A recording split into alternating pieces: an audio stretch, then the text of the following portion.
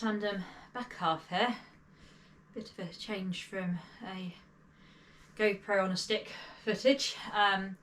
Plenty more of that to come in the future, but we've had a bit of a break over Christmas, as I think you can imagine, having got back on the 1st of December and back to our amazing arrival party, homecoming party on the 4th. It's all been a bit of a whirlwind. So we are just at the point of unpacking and sorting everything out. It has all been unpacked and washed already, but I thought you guys might want to see what we took with us whilst we're sorting out all the footage from our trip. So I'm going to start off with my pannier. This is the pack pannier. It's one of the original ones from Cycle Touring Life, their very own Aero panniers. And yeah, so this is what I had on the back. Essentially, I had one on one side, Stevie had one on the other, and therefore we kind of knew which in each ones. The front ones were more interchangeable, but we'll come into those in a bit. I haven't packed it very well, so it's kind of bulging at the top, and I'd often put waterproof, windproof, things like that on the top here too. But first we've got my bag of bits, all sorts of stuff in here. I think I'll leave that till later because that's very bitty. So that was my kind of handbag. And then we have this, which is a Woohoo dry bag that was absolutely essential in the end, because these very briefly replaced the front panniers when they got ripped off in Malaysia. So these got us to Singapore airport. We didn't have the correct straps that would normally fit here. We had to duct tape these bad boys on, but they're incredibly durable, and essentially we're a clothes bag. So Steve has one similar, which we'll look at later, but yeah, so clothing went in here, and then worst case scenario, particularly like in the monsoons, things like that in India, when we're having to open the bags to get things out potentially, we knew our clothing was still dry. They've got a cool little air vent, a little bit of strap for webbing on the bottom, and as you'd expect, a roll top dry bag feature, which we didn't use most of the time, but yeah. So this is chock-a-block with clothes, and yet again I think probably best that I go through that in a bit while we get to the bottom of this. We've also got on the side here the extra clothes that got acquired in Canada when temperatures dropped, and yeah, therefore I'd be wearing most of those, so there's more space in this bag. Next down we have my trusty flip-flops or sandals. So these are the only other source of footwear I had apart from the SPD sandals that I wore until Canada, Stevie wore until Australia. And then we switched into cycling shoes, and when those were soaking wet, or the sandals were wet, these were vital. These are also great for me when I was walking to the shops in the evening. The fact that they're not thongs or flip-flops and they don't have a toe post, I can wear them with socks. So that was a great fashion statement that meant that these were super comfortable. They are Crocs, so they are pretty durable, and they held together, and yeah, start rusting that. Some evenings I could be walking, best part of a mile to get our dinner, so they were great. And then we wore them things like aeroplanes as well. It's one of the items we kind of debated bringing beforehand, but yeah, so glad we brought the sandals. Right, best keep digging down. Yeah, one item I suppose that we didn't use as much as we thought. We had one sports towel between us, which is that's roughly half its size. Did use it a few times camping, but essentially even the worst motels tended to have towels. I think it's good to have it as a backup if we'd ever been desperate and we'd ever really needed to get us or the bike or something dry. But actually we didn't use this an awful lot. It's pretty lightweight, but yeah. Right, this. So this was originally in the front pouch here until we figured that water was getting in the monsoon. So this is my trauma kit. So we have a tourniquet, a space blanket, and a nasopharyngeal tube, which is all pretty serious stuff, but we were on a pretty serious trip, so I kind of knew where it was and it was relatively easily accessible. Digging down further, this is one thing we didn't carry all the time, and we carried varying sizes of these as well. So this is the gas cylinder to go with our tiny Krakow stove, which we had gas with us throughout all of Europe. We then acquired some at the beginning of Australia. We didn't have any through New Zealand. We thought we might get some in Canada, but in the end we didn't get around to it. So this wasn't always in there. This is one I had at home actually, so it's half full. And what else? Part one of the first aid kit, so dressings, etc. So all sorts of bits and bobs in there. I think we might go through that in a minute. And then part two of the first aid kit, which is more medication based as well. So we can have a look at those later. We have our plastic tubs, our Tupperware. We started off with some different ones and we ditched them when we had to switch panniers. So we picked these up actually in Singapore in just a little like homeware shop in the middle of a massive shopping mall.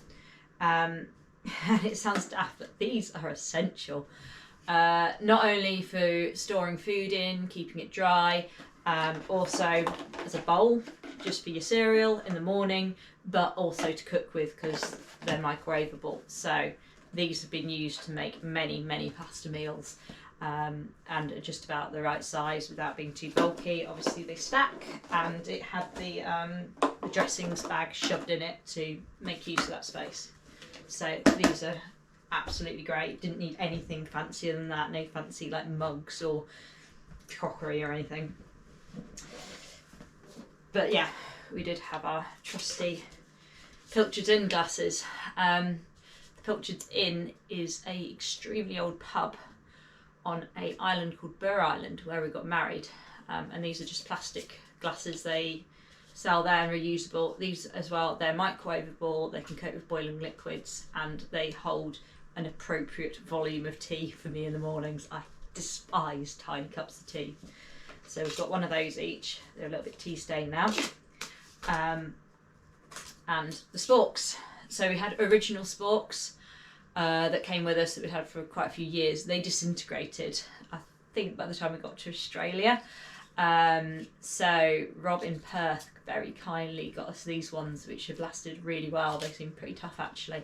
Apparently it's quite a common thing for sporks to disintegrate. They don't have a little knife cutting bit, but actually that didn't matter too much. But yet again, you know, in a motel room when we were going out getting our own food, yeah, you needed something to eat with. So that's those. Panhandle, you'll see why that's useful in a minute. And then we have the water filter. So this is kind of in the realms of emergency kit we took but never used. Probably glad we did. It probably would have been more essential had we gone to the stands. So the fact that we missed Kazakhstan, Uzbekistan, Kyrgyzstan, this would have been potentially more useful there. But it was nice to have, because if we'd ever been in the situation where even if we had tap water we hadn't been happy with, we could have popped it through the filter and very simply you fill the bag up, you attach and squeeze. We also carried water purifiers as well, but we have used it in anger, but not on the round the world trip, pleased to say. So that's those guys. This was acquired. This is a bottle cleaning brush. It's actually a baby bottle cleaning brush. I think we acquired it somewhere in Southeast Asia, but using electrolytes in the water bottles all the time means they get quite mucky, and not really having great facilities to clean them, no dishwasher, etc. We got one of these. We did have a sponge as well at one point. I have no idea what happened to that. Spare shopping bag, or whatever bag, just quite useful as a backup. And then, yeah, of course we have the pots. So yeah, the panhandle is for this, because yeah, if you have this on a stove you are in trouble if you're trying to pick it up. So we have the pot, which does a nice big meal for two, and the little kettle as well, which I think is useful for the point of being able to keep your tea water nice and clean and fresh, and you can boil water in one and cook in the other, and it just fits in quite nicely, so it doesn't take up too much extra space. They're both aluminium, so pretty lightweight, not as fancy as titanium though. Lighter, which usually lives in here actually. But this guy is the Alpkit Krakow stove. So it is, I think, 40 something grams. I don't think it's going to say on here now. Somebody can correct me in the comments, but this is awesome. And this basically was our decision to take a stove, that is it. So we could pop that on the gas cylinder and you've got a full cooking setup. So anything, yeah, you can cook on gas, you are good to go. And then when we didn't carry gas, this was literally all we were carrying in terms of cooking. So it was like no extra weight, no extra space. Yeah, okay, we did have the cookware, but we actually used that in a couple of hotels as well when we had a hob, but weirdly, nothing to cook with. So lighter fits in there as well, and that is, I just think that's amazing, you know. So tiny. Cool. I'll pop him down. Potentially one of the other questionable items. This is a solar panel. We did use it in Europe, especially on the sunnier days. Probably could have got away without it because I was carrying a power bank as well. Its intention was more for the stands where we knew it was going to be hot and sunny and there was going to be a great distance between places and we're more likely to be camping. Yeah, it's not massively heavy, but we probably could have lived without this if I'm honest. But it came, so there we go. And then what was on the bottom here was our emergency rations. So dehydrated, we had 2 dehydrated main meals of I think 1,000 calories each, and 2 dehydrated porridge meals which we ate on the last night / last morning before getting to Berlin. So I count that as a success that those emergency meals lasted all the way round, on the premise that if we were ever completely isolated we kind of had enough food for 24 hours ish to get us through.